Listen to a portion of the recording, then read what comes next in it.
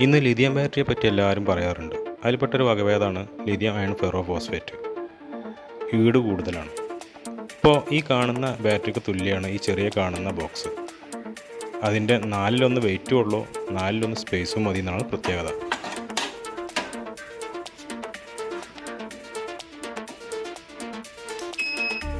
Lead acid ബാറ്ററിയുടെ efficiency നമുക്ക് 70% കിട്ടുമ്പോൾ ഇത് ഏകദേശം 98% കിട്ടും. എന്തായാലും ഇന്ന് LFP അഥവാ lithium ion ferro phosphate battery നമുക്കൊന്ന് ഉണ്ടാക്കി നോക്കാം. ഇത് എല്ലാ ആളുകൾക്കും ഉണ്ടാക്കാൻ പറ്റുന്ന ഒരു സംഭവം തന്നെയാണ്. വീഡിയോ അവസാനം വരെ കാണാം. ഇവിടെ ഞാൻ മൾട്ടിവുഡ് കൊണ്ടാണ് ഇതിൻ്റെ ബോക്സ് ഉണ്ടാക്കുന്നത്. ഇതിൻ്റെ ബോക്സ് റെഡിമെയ്ഡ് വാങ്ങാൻ കിട്ടും, അല്ലെങ്കിൽ പ്ലാസ്റ്റിക് കൊണ്ടോ വുഡ് കൊണ്ടോ എന്തുകൊണ്ട് വേണമെങ്കിലും ഉണ്ടാക്കാം. അതിന് ഇടയ്ക്ക് സ്പേസ് കൊടുക്കണം. പിന്നെ ഇത് ബാറ്ററി കുറേ കാലം കഴിയുമ്പോൾ ബൾജാവാനൊക്കെ സാധ്യത ഉണ്ടല്ലോ, അപ്പോൾ അതിന് ഒരു ചെറിയ സ്പേസൊക്കെ കൊടുക്കുക, അത്രമാത്രം ശ്രദ്ധിക്കാനേ ഉള്ളൂ. പിന്നെ മുകൾ വശത്ത് നമുക്ക് BMS വെക്കാൻ വേണ്ടിയിട്ടുള്ള ഒരു സ്പേസും കൂടി കൊടുക്കണം. ഇപ്പോൾ ഒരുവിധം ആളുകളൊക്കെ ലെഡ് ആസിഡ് ബാറ്ററി ഉപേക്ഷിച്ച് ലിഥിയം ബാറ്ററിയുടെ പിന്നാലെയാണ്. ലിഥിയം അയൺ ഫെറോ ഫോസ്ഫേറ്റ് സെല്ലുകൾ പല ആളുകൾക്കും അറിയില്ല. ലിഥിയം അയണും ലിഥിയം അയൺ ഫെറോ ഫോസ്ഫേറ്റ് സെല്ലുകളും വ്യത്യാസമുണ്ട്. ലിഥിയം അയൺ ഫെറോ ഫോസ്ഫേറ്റിന് 3.2 വോൾട്ടേ ഒരു സെല്ലുണ്ടാവുകയുള്ളൂ. എന്നാൽ ലിഥിയം അയൺ ബാറ്ററികളിൽ 3.7 വോൾട്ട് ഉണ്ടാവും. അത് LTO ആണെന്നുണ്ടെങ്കിൽ 2.3 ഉണ്ടാവുകയുള്ളൂ. എന്തായാലും ലിഥിയം അയൺ ഫെറോ ഫോസ്ഫേറ്റിൻ്റെ പ്രത്യേകത ഏകദേശം 12 വർഷം കമ്പനി പറയുന്നുണ്ട്. 12 മുതൽ 15 വർഷം വരെയാണ് അതിൻ്റെ ലൈഫ് പറയുന്നത്. ഇതുകൊണ്ടൊക്കെയാണ് ആളുകൾ ഇതിൻ്റെ പിന്നാലെ പോകുന്നത്.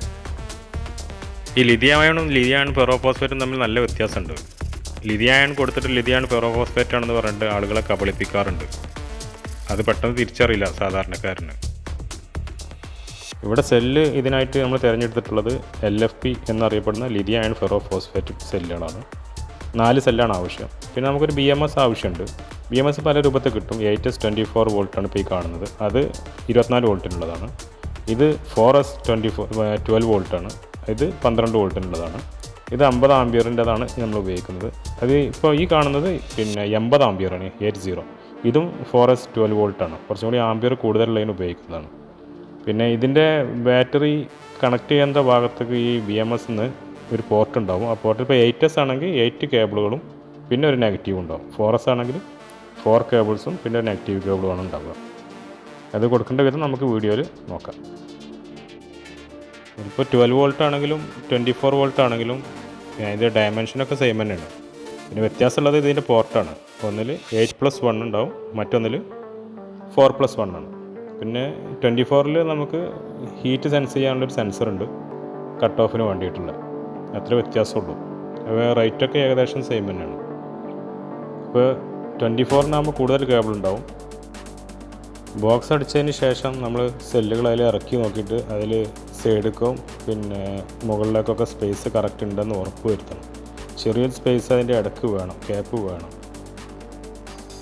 ഈ സെല്ലുകൾ കണക്ഷൻ കൊടുക്കുന്നത് സ്ക്രൂ ടൈപ്പാണ്. സ്ക്രൂ ഇട്ടിട്ട് ടൈറ്റ് ചെയ്താൽ മാത്രം മതി.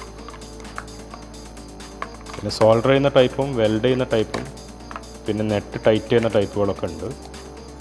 ഇത് പല കമ്പനികളും പല രൂപത്തിലാണ് ഇറക്കുന്നത്. ഇത് ഫൈൻ ത്രെഡ് സ്ക്രൂകളാണ് നമ്മളിതിന് ഉപയോഗിക്കുന്നത്. അത് വലുതായതുകൊണ്ട് നമ്മൾ കട്ട് ചെയ്തിട്ടാണ് ഉപയോഗിക്കുന്നത്. ഈ സ്ക്രൂ കട്ട് ചെയ്യുമ്പോൾ ആ കട്ട് ചെയ്ത ഭാഗം ഒന്ന് ഗ്രൈൻഡ് ചെയ്ത് ഫിനിഷ് ചെയ്യുന്നത് നന്നായിരിക്കും. അല്ലെങ്കിൽ ഈ സെല്ലുകളുടെ ത്രെഡ് നാശമായി പോകാൻ സാധ്യത ഉണ്ട്. കണക്ടറിന് വേണ്ടിയിട്ട് ഇവിടെ ഉപയോഗിച്ചിട്ടുള്ളത് ഈ AC-യുടെ കോപ്പർ ട്യൂബാണ്. അത് അടിച്ച് പരത്തിയതാണ്. അതിൽ ഹോൾ ഇട്ടിട്ടുണ്ട്. അതിൻ്റെ സൈഡ് ഭാഗമൊക്കെ ഒന്ന് ഫിനിഷ് ചെയ്ത് ഗ്രൈൻഡ് ചെയ്ത് കൊടുക്കുക. സെല്ലുകൾ ബോക്സിൽ വെക്കുമ്പോൾ ഒരു പോസിറ്റീവും നെഗറ്റീവും മറ്റൊരു ബാറ്ററിയുടെ പോസിറ്റീവും നെഗറ്റീവും ആ രൂപത്തിൽ വേണം വെക്കാൻ. ഇപ്പോൾ ഈ വീഡിയോയിൽ കാണുന്നത് പോലെ തന്നെയാണ് വെക്കേണ്ടത്. ഒരു സെല്ലിൽ നമുക്ക് 2.3 വോൾട്ടാണ് ഉണ്ടാവുക. ടോട്ടൽ 12.8 വോൾട്ടാണ് നമുക്ക് BMSലൂടെ കിട്ടുക. ഈ BMS വെക്കുന്നതോട് കൂടെ തന്നെ സെല്ലുകളൊക്കെ ബാലൻസിങ് തുടങ്ങും. അപ്പോൾ ഇൻഡിവിജ്വൽ സെല്ലിൽ നമ്മൾ ചെക്ക് ചെയ്ത് നോക്കിയാലും 3.2 ആണ് ഉണ്ടാവുക. ഇത് ഫിറ്റ് ചെയ്യുന്നതിന് മുമ്പ് ചിലപ്പോൾ 2 വോൾട്ടായിരിക്കും. പക്ഷേ BMS സ്റ്റാർട്ട് ചെയ്ത് BMS അതിൽ കണക്ട് ചെയ്ത് കഴിഞ്ഞാൽ പിന്നെ വോൾട്ടേജ് എല്ലാ സെല്ലുകളിലും സെയിം ആയിട്ടാണ് കാണപ്പെടുക. കാരണം ഇത് ബാലൻസിങ് അവിടെ തന്നെ വർക്ക് ചെയ്യും. ഇപ്പോൾ ഇവിടെ ഉള്ളത് 4S 12 വോൾട്ടാണ്. 4S എന്ന് പറഞ്ഞാൽ 4 സീരീസ് എന്നാണ് അതിൻ്റെ അർത്ഥം. അപ്പോൾ നമ്മൾ ഈ ബാറ്ററി സെല്ലുകൾ സീരീസ് ആയിട്ടാണ് കൊടുക്കുന്നത്, അങ്ങനെയാണ് ബാറ്ററി ഉണ്ടാക്കുന്നത്. അപ്പോൾ ഓരോ സീരീസിലേക്കും നമുക്ക് ഇൻഡിവിജ്വലായിട്ട് ഓരോ കണക്ഷൻസ് കൊടുക്കുകയാണ് ചെയ്യുന്നത്. ഇപ്പോൾ നമ്മൾ ഓരോ സെല്ലിലും ഏകദേശം 3.2 വോൾട്ട് ഉണ്ട്. ഈ 3.2 വോൾട്ട് ഉള്ള ഈ സെല്ലുകൾ മൊത്തം ഈ BMS വെച്ച് കണക്കാക്കി കാൽക്കുലേറ്റ് ചെയ്താൽ നമുക്ക് 12.8 ആണ് കിട്ടുക. BMS വെച്ചതിന് ശേഷം ഒരു അരമണിക്കൂറൊക്കെ കഴിഞ്ഞ് കഴിഞ്ഞാൽ പിന്നെ ഇത് ബാലൻസിങ് സ്റ്റാർട്ട് ചെയ്യും. അപ്പോൾ ഏറ്റവും കുറവുള്ള സെല്ലുകളിലും ഏറ്റവും കൂടുതലുള്ള സെല്ലുകളും പിന്നീട് അത് ബാലൻസ് ചെയ്ത് ഒരേ ചാർജായിരിക്കും കാണിക്കുക, ഒരേ വോൾട്ടേജ് ആയിരിക്കും കാണിക്കുക. ഇപ്പോൾ ഈ കണക്ടറുടെ നടുവിൽ ഞാൻ ഒന്ന് സോൾഡർ ചെയ്ത് വെച്ചിട്ടുണ്ട്. നമുക്ക് BMS എന്നുള്ള കണക്ഷൻസ് അതിലേക്ക് സോൾഡർ ചെയ്ത് പിടിപ്പിക്കാൻ വേണ്ടിയിട്ടാണ് ജസ്റ്റ് ഒന്ന് സോൾഡർ ചെയ്ത് വെച്ചിട്ടുള്ളത്.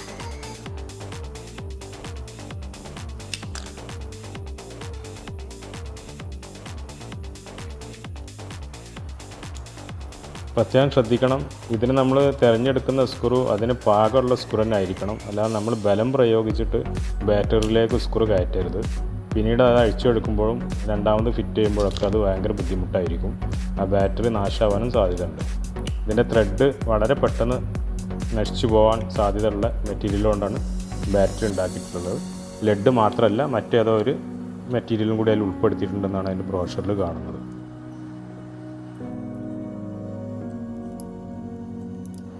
അതുപോലെ തന്നെ സ്ക്രൂ നമ്മൾ ടൈറ്റ് ചെയ്യുന്ന സമയത്ത് ഒരു വാഷർ ഉപയോഗിക്കുക. ഓവർ ടൈറ്റും ചെയ്യരുത്. കാരണം ഇത് പെട്ടെന്ന് ത്രെഡ് പോകുന്ന മെറ്റലായതുകൊണ്ട് തന്നെ നമ്മൾ ഈ ത്രെഡ് പോയി കഴിഞ്ഞാൽ പിന്നെ അതിലും കൂടുതൽ വണ്ണുള്ള സ്ക്രൂ ഇട്ടിട്ട് ടൈറ്റ് ചെയ്യാൻ ശ്രമിക്കും. പിന്നീട് അതാകെ പ്രശ്നമാവും. ഇപ്പോൾ നമ്മൾ കണക്ട് ചെയ്തിട്ട് വോൾട്ടേജ് 12.9 ഉണ്ട്. 12.8 നമുക്ക് സാധാരണഗതിയിൽ ലഭിക്കുക. ഇപ്പോൾ നമ്മൾ BMS ഇല്ലാതെയാണ് നമ്മൾ കൊടുത്തത്. ഇനി BMSൻ്റെ കേബിൾ ഇതാണ്.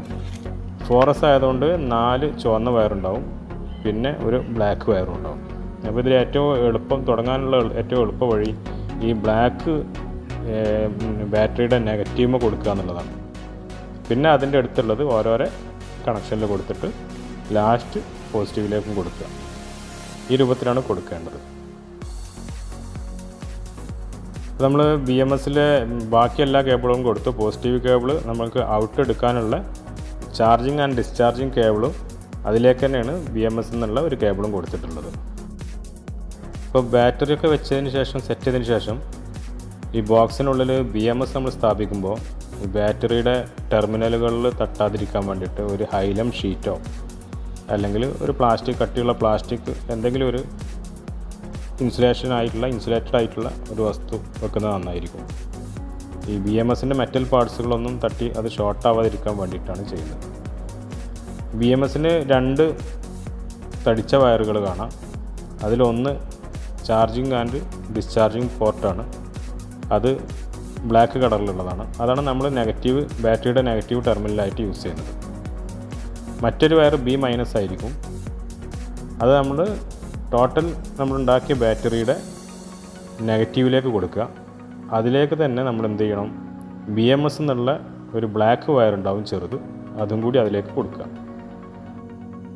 അപ്പോൾ നമ്മൾ ബോക്സ് ഉണ്ടാക്കി അതിൽ ഓരോ സെല്ലുകൾ ഇറക്കി വെച്ചു. സെല്ലുകൾ ഇറക്കി വെക്കുമ്പോൾ അതിൽ ചെറിയൊരു ക്യാപ്പ് ഉണ്ടെന്ന് നമ്മൾ ഉറപ്പ് വരുത്തി. അതിനുശേഷം സെല്ലുകൾ തമ്മിൽ കണക്ട് ചെയ്ത് അത് ബാറ്ററിയാക്കി മാറ്റി. BMSൻ്റെ കണക്ഷൻ ബ്ലാക്കിൽ നിന്ന് സ്റ്റാർട്ട് ചെയ്ത്, അതായത് നെഗറ്റീവിൽ നിന്ന് സ്റ്റാർട്ട് ചെയ്ത് ഓരോരോ ടെർമിനലിലും കൊടുത്തു. അവസാനം പോസിറ്റീവ് ടെർമിനലിലെത്തി. പിന്നെ ചാർജിങ് ആൻഡ് ഡിസ്ചാർജിങ്ങിന് വേണ്ടിയിട്ട് ബാറ്ററിയുടെ പോസിറ്റീവ് ടെർമിനലിലേക്ക് നമ്മളൊരു കണക്ഷൻ കൊടുത്തു.